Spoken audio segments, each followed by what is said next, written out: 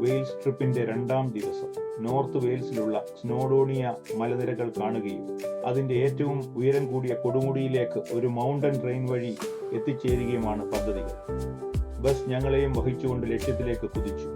സമുദ്രനിരപ്പിൽ നിന്നും 1085 മീറ്റർ ഉയരത്തിലുള്ള വെയിൽസിലെയും ഇംഗ്ലണ്ടിലെയും ഏറ്റവും ഉയരം കൂടിയ പർവ്വത മുകളിൽ എത്തിച്ചേരുകയാണ് ലക്ഷ്യം.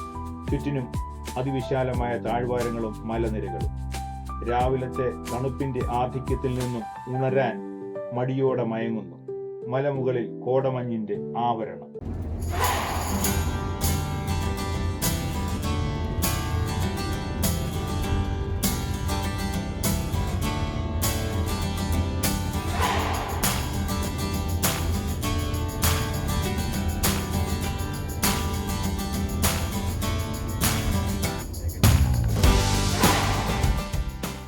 അങ്ങനെ ഏകദേശം 1 മണിക്കൂർ കൊണ്ട് താഴ്വാരത്തെ ട്രെയിൻ സ്റ്റേഷനിൽ എത്തിച്ചേർന്നു. ലാൻബറിസ് എന്നാണ് സ്റ്റേഷന്റെ പേര്. ചുറ്റിനും മനോഹരമായ മലനിരകളാൽ ചുറ്റപ്പെട്ട ഒരു സ്ഥലം. ഒരു വലിയ ഓപ്പൺ റെസ്റ്റോറൻ്റ് ഉണ്ട്. അവിടെ ഇരുന്ന് ചുറ്റിനുമുള്ള പ്രകൃതി ഭംഗിയും എവിടെ നിന്നോ ഒഴുകുന്ന അരുവിയുടെ കളകളാരവും ആസ്വദിച്ച് ബ്രേക്ക്ഫാസ്റ്റ് കഴിച്ചു. മറ്റൊന്ന് 2 ഷോപ്പുകൾ കൂടിയുണ്ട്. നേരിയ തണുപ്പും കാറ്റുമുണ്ട്. അങ്ങനെ പതിയെ മൗണ്ടൻ ട്രെയിൻ എത്തിച്ചേർന്നു. ക്യൂ നിന്ന് ഞങ്ങൾ അതിൽ കയറിക്കൂടി. ഏകദേശം 10-60ഓളം സഞ്ചാരികളുണ്ട്. അടുത്തൊരു മലയാളിയെ കിട്ടിയതോടുകൂടി സ്ത്രീകൾ സംസാരവും ആരംഭിച്ചു.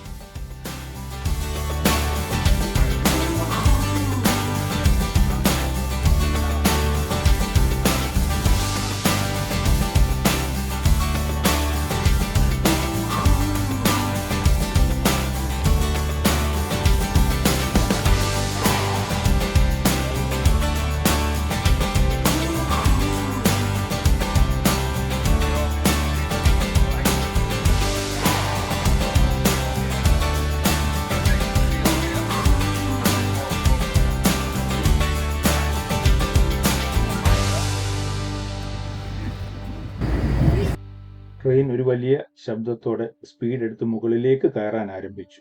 ചുറ്റിനും താഴ്വാരങ്ങളുടെ കാഴ്ച മറയും. ഉയർന്ന് മാനമുട്ട് നിൽക്കുന്ന വൃക്ഷങ്ങളുടെ തലപ്പുകളെ തൊട്ടുരുമിയാണ് യാത്ര. വൃക്ഷക്കൂട്ടങ്ങൾക്കകലെ പർവ്വത ശിഖരങ്ങൾ മഞ്ഞിനാൽ മൂടപ്പെട്ട് കാണപ്പെടും. മുകളിലേക്ക് പോകാനുള്ള ചെറിയ നടപ്പാതകൾ ചുറ്റിനുമുണ്ട്. മല നടന്നു കയറാൻ തുടങ്ങിയ പർവ്വത ആരോഹക സംഘങ്ങൾ ചുറ്റിനും കാണും. അവർ കൈവീശി കാണിക്കുന്നു.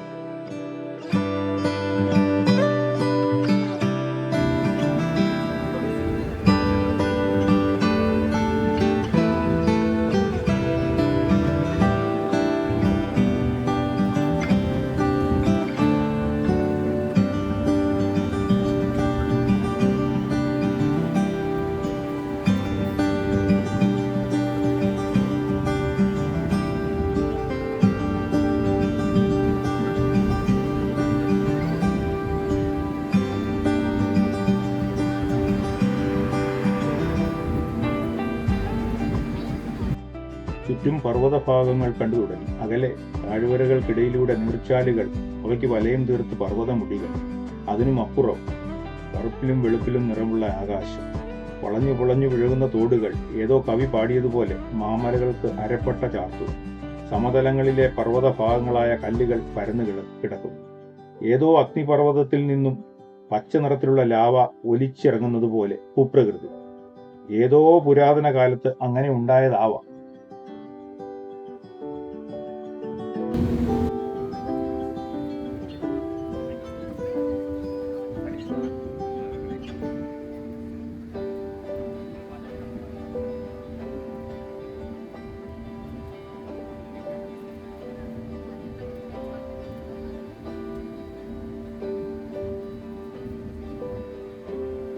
സഞ്ചാരികൾ ചുറ്റിനുമുള്ള ഭംഗികൾ ആസ്വദിക്കുന്നു. ഇടതുഭാഗത്തായി അതിമനോഹരമായ ഒരു വെള്ളച്ചാട്ടം കാണപ്പെടുന്നു. ഏതോ പർവ്വത അഗ്രങ്ങളിൽ നിന്നും മഞ്ഞുരുകി താഴേക്ക് പതിക്കുന്ന വെള്ളച്ചാട്ടം ആവണം. ആൾക്കാർ ആവേശത്തോടുകൂടി ഫോട്ടോയും വീഡിയോസും മറ്റും എടുക്കുന്നു. മറ്റെങ്ങും കാണാൻ കഴിയാത്ത അഭൂതപൂർവമായ കാഴ്ചകളാണല്ലോ ചുറ്റിനും. മുകളിലേക്ക് നോക്കുമ്പോൾ വൃക്ഷത്തലപ്പുകളെ പിന്നിലാക്കി ആകാശം കൂടുതൽ തെളിഞ്ഞു വരുന്നതായി തോന്നി. ഏകദേശം പാതി വഴി പിന്നിട്ടിട്ടുണ്ടാവണം എന്ന് തോന്നി.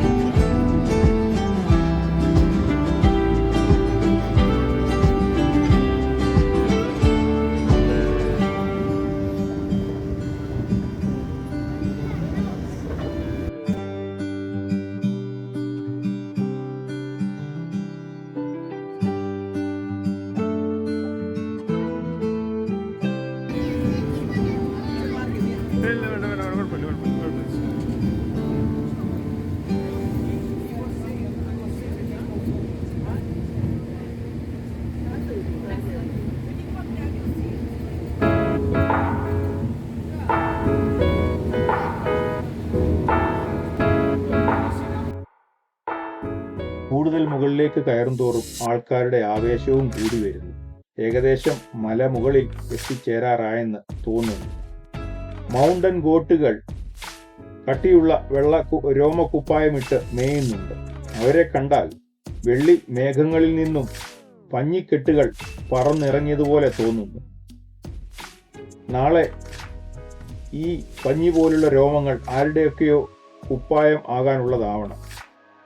ചുറ്റുമുള്ള ഭാഗങ്ങൾ മഞ്ഞിനാൽ കൂടുതൽ മൂടപ്പെട്ടു തുടങ്ങി. ചില പർവ്വത അഗ്രങ്ങളും ദൃശ്യമായി തുടങ്ങി. അകലെ വെള്ളി ഉരുക്കി ഒഴിച്ചതുപോലെ ആകാശം ഇതാണ്.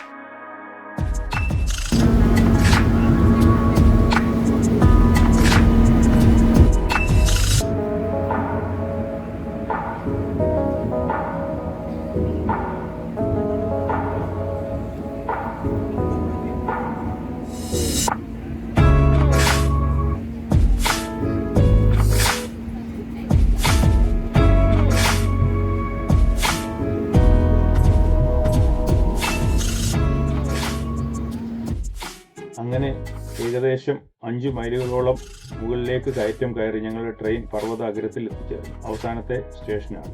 ചുറ്റും മൂടൽമഞ്ഞ് വലയം ചെയ്തിരിക്കുന്നു. സൂചി തുളച്ചിറങ്ങുന്ന പോലെയുള്ള തണുപ്പ്, അതിഭയങ്കരമായ ശീതക്കാറ്റും. സ്നോഡോൺ സമ്മിറ്റ് എന്ന ഒരു ചെറിയ കെട്ടിടമുണ്ട് ഇവിടെ. ഒരു ചെറിയ റെസ്റ്റോറൻറ്റും അതിനകത്തുണ്ട്. ഇവിടെ 30 മിനിറ്റാണ് സ്റ്റേ. അതിനകം പർവ്വത അഗ്രത്തിലേക്ക് നടന്നു കയറണം.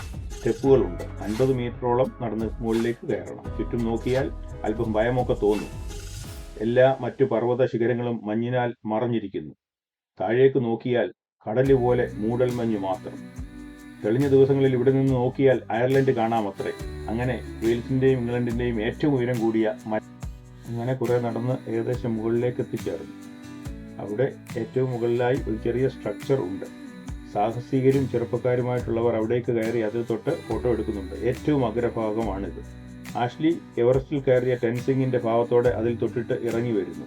ഏതായാലും അത്ര സാഹസികത ഞങ്ങൾക്ക് ആവശ്യമില്ലെന്ന് കണ്ട് തൊട്ട് താഴ്ന്നു നോക്കിക്കണ്ടു. ചുറ്റും ഭയാനകമായ മൂടൽമഞ്ഞിന്റെ കയങ്ങൾ.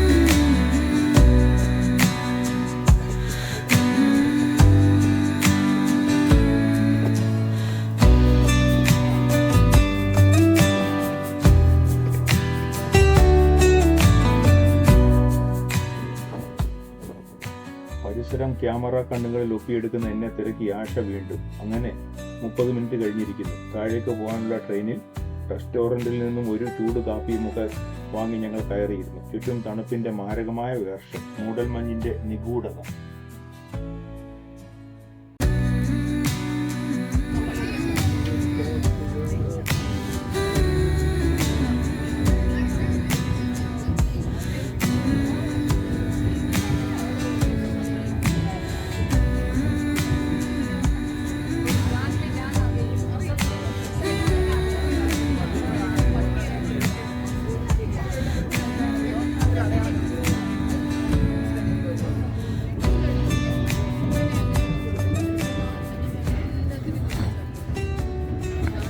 അങ്ങനെ വെയിൽസിലെ സ്നോഡോണിയ പർവ്വതനിരകളെ പിന്നിലാക്കി ഞങ്ങളുടെ കോച്ച് ലണ്ടൻ ലക്ഷ്യമാക്കി കുതിച്ചു.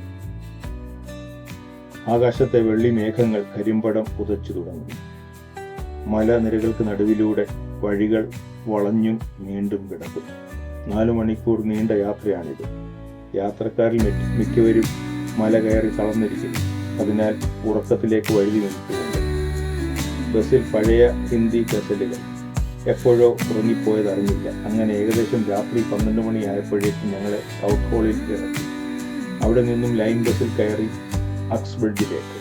സംഭവ ബഹുലമായ വെയിൽസ് ട്രിപ്പിൻ്റെ ഓർമ്മകൾ ബാക്കിയാക്കി.